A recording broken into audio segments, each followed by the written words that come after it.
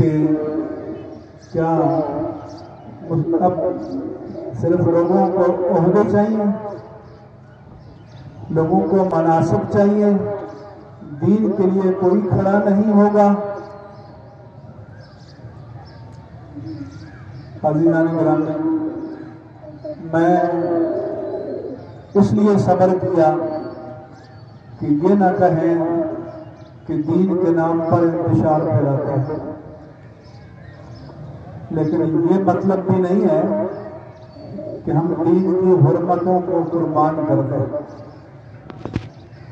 मैं दिसंबर सन 1965 में इस मस्जिद में आया और हमारी पहली नमाज ईद उल फितर जनवरी 1966 में थी।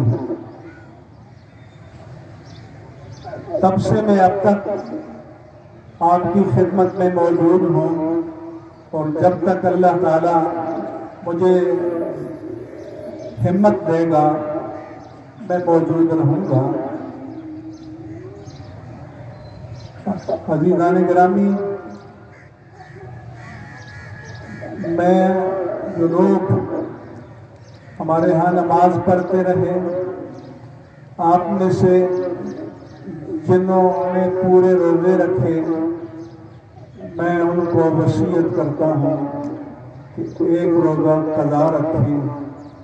और मैं खुद भी कल जुम्मतुल मुबारक के दिन इस रोज़े की क़ज़ा रखूँगा। जो इतिकाफ़ में बैठे हैं वो एक दिन रोज़े की नीयत के साथ इतिकाफ़ की क़ज़ा रखें। आपको ये नहीं कहता कि आप कल ही रोज़ा रखें, आइंदा रमज़ान से पहले जब भी अल्लाह आपको तौफीक दे, गर्मी का मौसम हो, सर्दी का मौसम हो, एक रोज़ा क़ज़ा करें, क्योंकि हम रोज़ा हुक्मरानों की मर्जी पर कुर्बान नहीं कर सकते। मैंने होश संभाला 1955-56 में, तब से लेकर आज तक अल्हम्दुलिल्लाह अला ihसानिही मेरा एक भी रोज़ा क़ज़ा नहीं हुआ। न किसी बीमारी के आलम में, न किसी मुसाफरत के आलम में कोई एक रोज़ा भी अल्लाह ने मेरा क़ज़ा नहीं किया। इसलिए मेरा दिल दुखी है।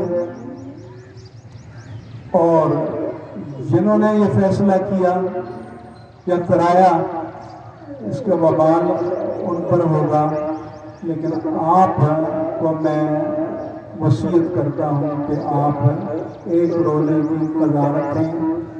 जो शहीद के रोज़े रखते हैं तो वो पहला रोज़ा क़ज़ा की नीयत से रख लें, शहीद के रोज़े में भी शुमार हो जाएगा और आपका क़ज़ा का ये जो रोज़ा है ये भी अदा हो जाएगा।